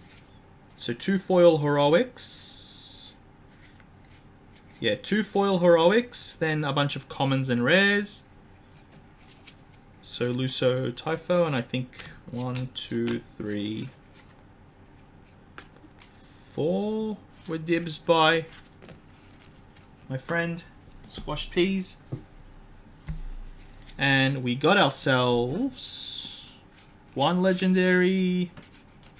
So I got myself 2 legendaries. And yeah, the rest are heroics. So technically I got 1, 2, 3, 4, 5. So I got 7 heroics and 2 legendaries out of this set. which is pretty good. Losing my voice a bit. Yeah, that box was pretty good just for the Omega. Okay, now I have good feelings about this box because the pre-release we played with the other boxes I saw that were part of this case had nothing in them. So I refuse to believe that there was a case that was just outright mostly dead cards. I refuse to believe that. That would literally be the worst.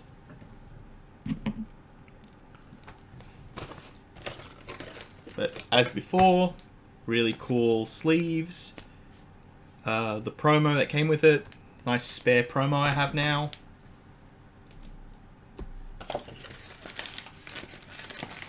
And 2, 4, 6, 8, 9 boosters. You build a deck out of these 9 boosters normally in the event. You play with that deck and hopefully you win.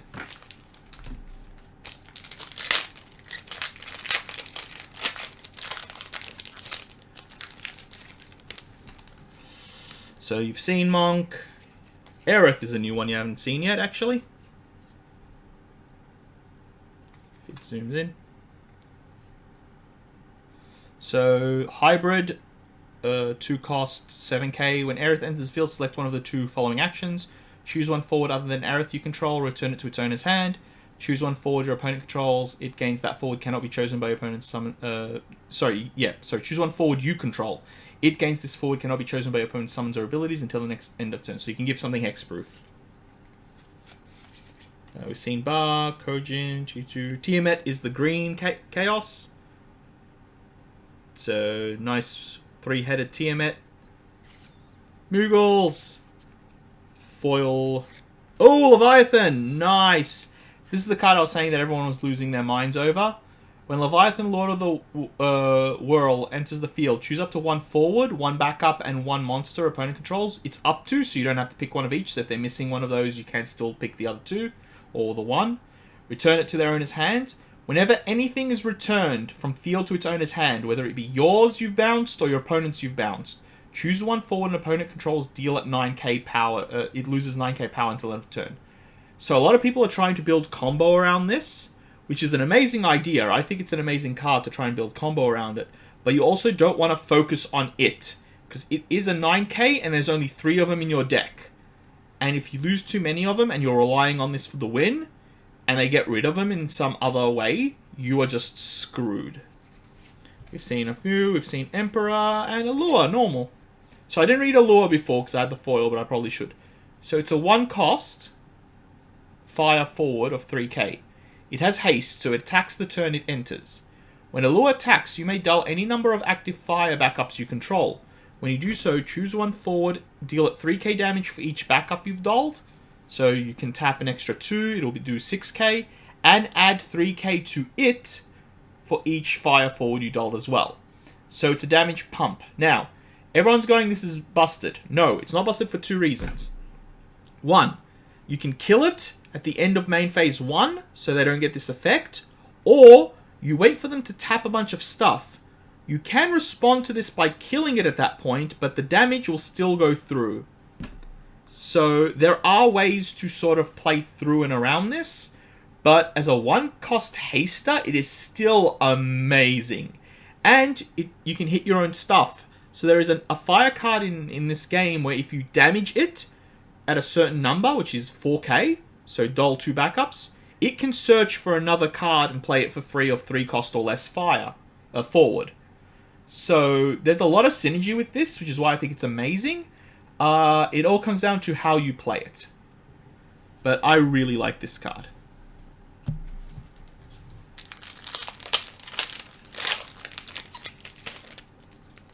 So we've seen Steiner, we've seen Devout, no, we haven't seen Fran.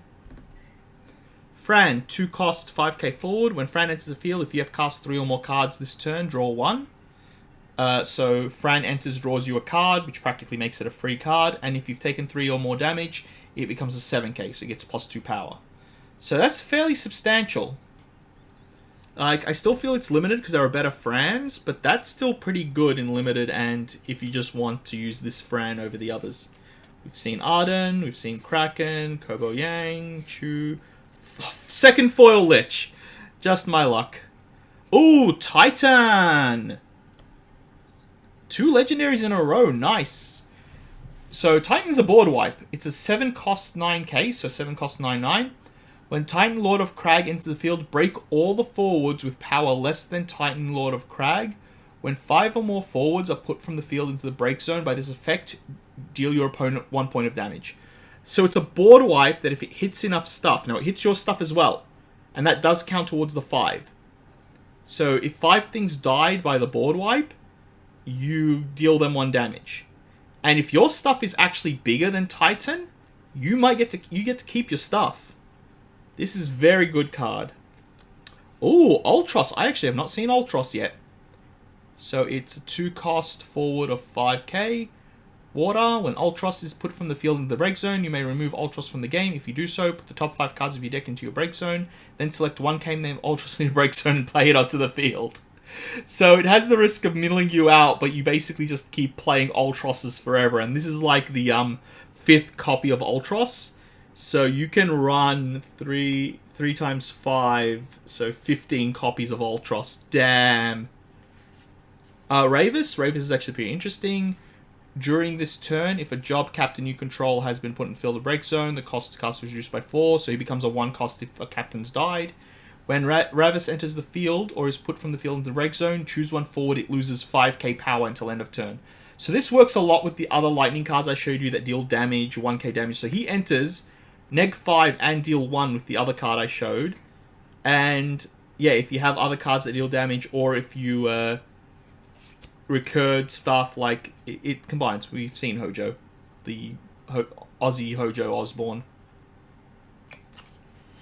But yeah, Ravus is actually very interesting. I don't know what captains there are in the game, so I don't know what that reduced cost is feasible or not.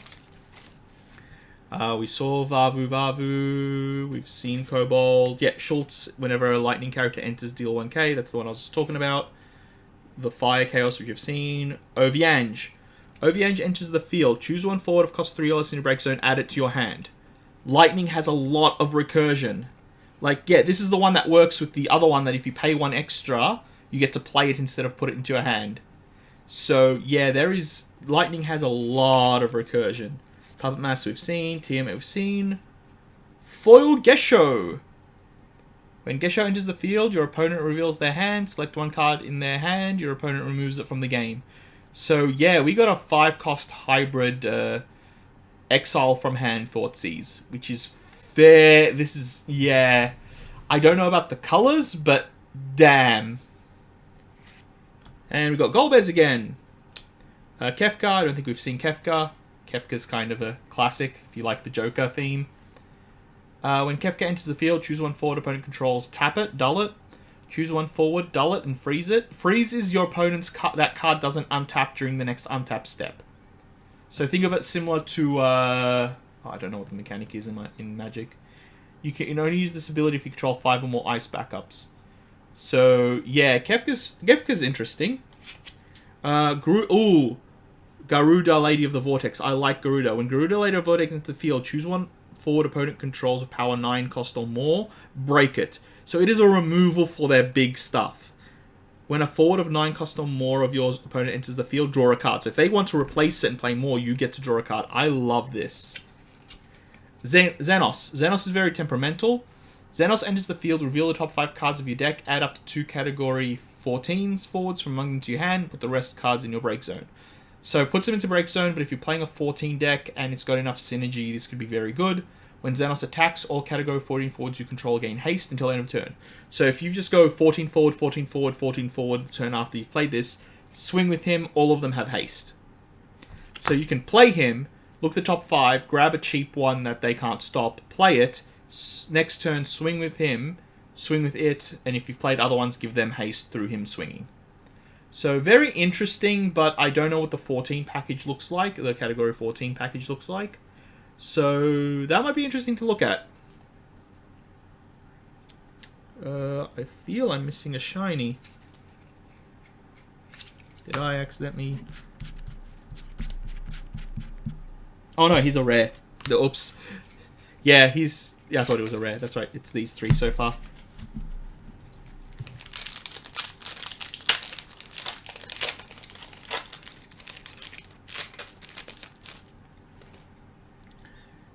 Ordelionis we've seen. We saw Devout. We saw Gath. We saw Fran. We saw Arden. We saw Kraken. We saw Puppet Masters. Ooh, foil your sail. Haven't really looked at your sail yet. It's a forward, 7k3, which is fairly average. Put your sail into the break zone, play one ice forward of cost 5 or less from your hand until you feel... Ooh. Yeah, it cheats something else in. Nice. That's very cool. And, ooh, Susano, Lord of the Revel. A Primal. I think this is the first Primal... Oh, no, we got the Titan, didn't we? He's also a Primal. Yep. Okay, Susano. Haste. So when he enters, he's allowed to attack. Yeah, Susano. I've heard of him. I haven't actually read it yet. If a forward damaged by Susano, Lord of Revels, is put from the field into the break zone on the same turn, remove it from the game instead. So anything he kills is exiled. When Susano, Lord of the Revel, enters the field, select one backup you control. You may put it into your break zone. When you do so, deal 9k damage to all forwards. So, yeah, it's very similar to Titan. Wow. So, remember that red 13 I was talking about, saying that once it's on the field, you can't replay it because it's a legendary? Yeah, cool. Play Sasano to board wipe by removing it and then play it again to get another cheat in. Or, if you don't have any forwards, you cheat him in with the red 13, wipe their stuff, breaking the red 13, swing with him, exile him at the end, and then you can play another red 13 later. I think we saw Lakshima. If you have 5 or more cards in your hand, Lakshima, Lady of Bliss gains. If Lakshima, Lady of Bliss is dealt damage, reduce that damage by 2k. At the end of each of your turns, draw a card. So, yeah. So if you have 5 cards or more in your hand, she basically takes less damage. You draw a card at the end of every turn. Problem, if you have 5 cards in hand, if it isn't this man's... what do you mean? Oh, also, welcome, the Rat Jones. Rat Jones, thank you for the subscription. Welcome. Wait. You even a follower? Did you subscribe before you follow? It's the mono blue mill play you hate. Okay. Yeah, but here's the thing. If you've got 5 cards in hand, this makes you discard a card as well. So you got to be very careful with this. But this with the 2 cost Zidane is pretty stupid. So yeah, this is actually pretty fun. And a primal as well. We saw Wall. And I don't know, we haven't seen Engineer. We saw the Searcher. When Engineer enters the field, activate a card named Fran, a card named Joe to control. So this untaps 2 things. Game Day, Hour of Devastation, you nut. Game Day, Hour of Devastation. That's... I'm sorry, I'm blanking out. This sounds like years ago.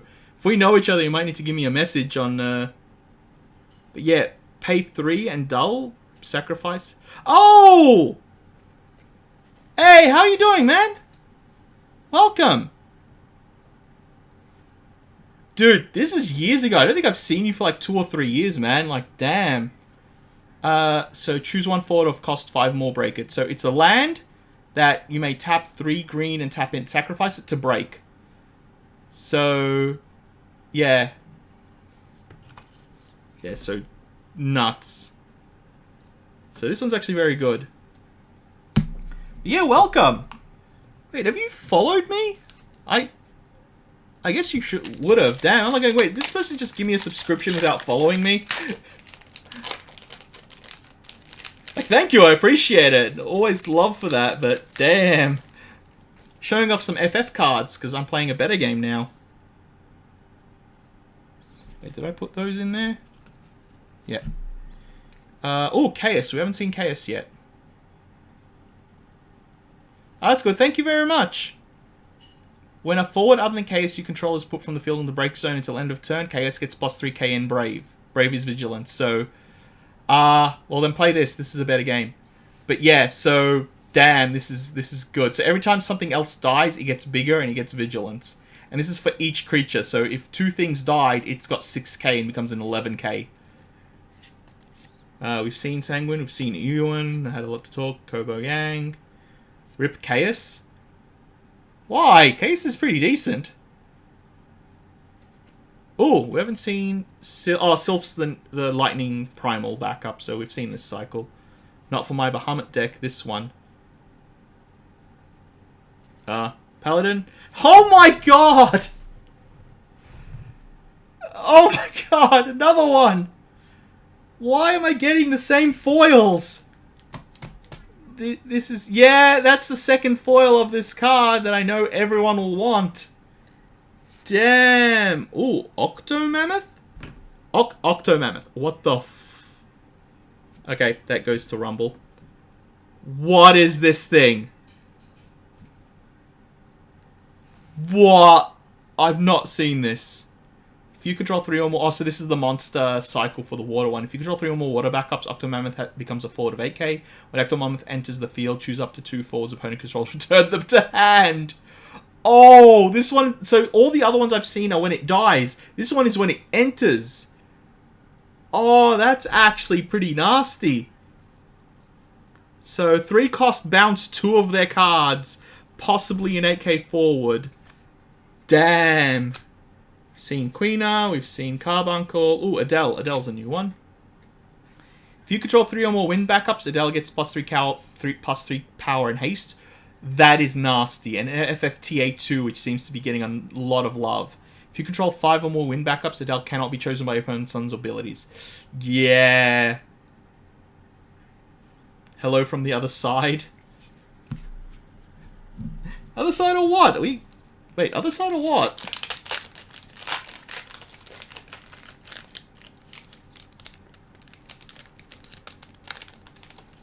Yeah, this is essentially says if you have 3 green lands, it becomes 8k haster.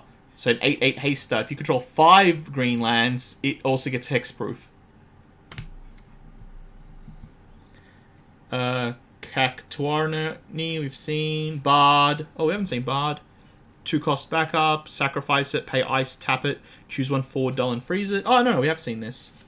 Tonberry. Kuja. Fakana is the...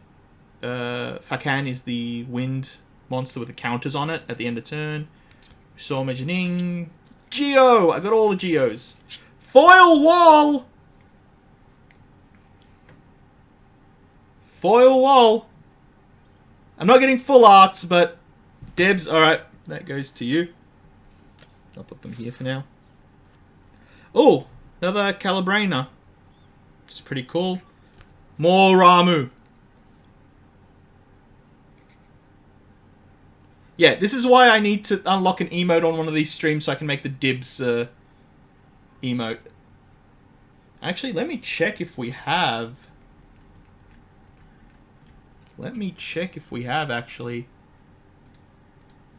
No, we have not. Red 13, which we've seen. And Noctis is a new one. 4 cost backup. Oh, come on. Come on. Come on. Come on. I believe in you. Put Noctis into break zone. Choose one category 15 or forward of cost 5 or less in break zone. Play it onto your field. That's actually pretty good. Oh, you can... Wait, hold on. You can use this on Regus to get back 2 dead things that died this turn, can't you? Oh, no. No, I don't have follower emotes because they haven't come to Australian streamers yet, as far as I know, and they're still in beta mode. Right now I have 1 emote for tier 1 followers. I have designs for tier 2, tier 3 when my artist is able to do it. And I need, I think, 2 or 3 more new subscribers to get the next emote unlocked. And if it happens here, it'll be a Dibs emote if it happens on one of my card streams. If it happens during my War of Light subathon, which it will happen at 200 followers, it'll be whatever clan between the 7 Lantern clans wins. Will be its one. I have to say something. I've got 3 boosters left. I've opened 4 of these boxes and gotten 0 full arts. I'm kind of feeling a little bit salty, I'll be honest. That's actually very, very bad luck. Like, I've gotten some good stuff, but they're good stuff that should be part of the average. So I'm actually doing fairly bad in terms of these box openings. Unnecessarily Brutal Samurai. Schultz, which we have. Avocado, which we talked about. Lich, which I opened 2 foils of. Ooh. Anatar. 4 cost backup. When Anatar enters the field, reveal the top 2 cards of your deck. Okay, so Anatar is the water version of the draw. Look at 2, put 1 of the same color in hand, put the other in the bin, and do the same by sacrificing it. Sephiroth! When Sephiroth enters the field, so forward of 5k 2 cost, hybrid, Sephiroth enters to select one of the 2 following actions. Choose 1 active forward, deal it 5k damage. Nice. Choose 1 dull forward, freezer to that forward controller discards 1 card from their hand. Oh, that's actually nasty. That's actually fairly nasty, especially in ice. Alright, take care, Rumble. We only got 2 packs left, so... Menjing. Foil Tifa! Natural foil Tifa. Yeah, I'm waiting for those messages later on for people who watch the VOD who are going to be dibsing this. This is going to be, let's just say something I don't like about FF is the waifu tax is real, and it's actually quite significant in terms of money. Another Prish. Ultros. X-Death. And Fennis again. Okay. 2 chances to get a full art, which I should have got at least 2 of so far. So maybe both of these are the full art and I will get the average. I can hope, but damn. And I think Rumble just left. I think Rumble would be one of the ones that would have wanted this.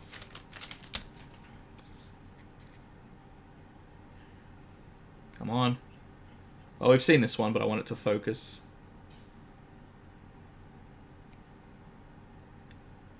Shuzelt. Ooh, Sarah we haven't seen yet.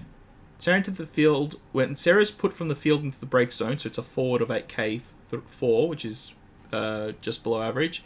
Select one of the 2 actions. Your opponent discards 1 card from hand, frees all forwards opponent controls. That's actually pretty good. That's actually fairly good. Dark Elf, which we've seen. Time Mage.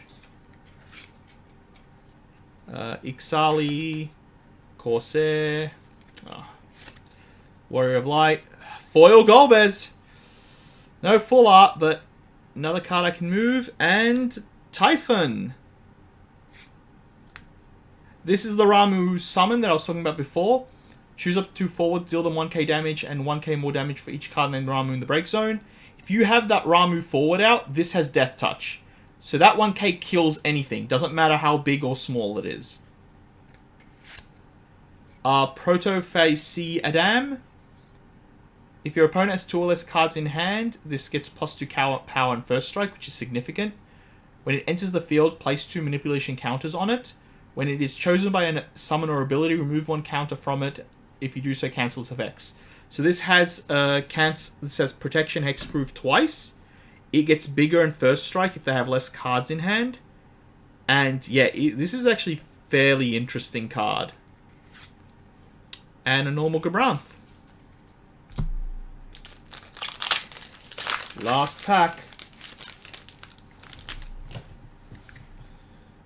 So, Brutal Samurai again. Aiko. Amaljar. Dark Knight. Don Corleone. I think I read... Did I read Don? I know we saw it before. Yeah, when he enters the field, the Pseudo Thoughtseize in Ice. Leather 4, if you've paid with him with 3 or more colors, he's a removal spell. We just saw Sephiroth. Foil Schultz, no full art. Damn, 4 boxes and no full arts. That's very disappointing. I got fairly screwed in that then. Normal Tifa. And Leviathan. Kitone. And Choco Mog. That's our 2 packs. Oh, I'm very sad. I'm actually very sad. 4 pre-release kits getting 0 full arts is actually really bad value, really bad ratio. Wait, why are these split? Okay, yep. But yeah, can't do much about it. It's just that's what the way things are. Let's write that in there. Just at the box. You guys got something pretty to look at. But yeah, thanks everyone for coming. That's the 2 box openings. I didn't realize it would take so long. If people, again, so this is all going on my YouTube, and I'm gonna keep this in.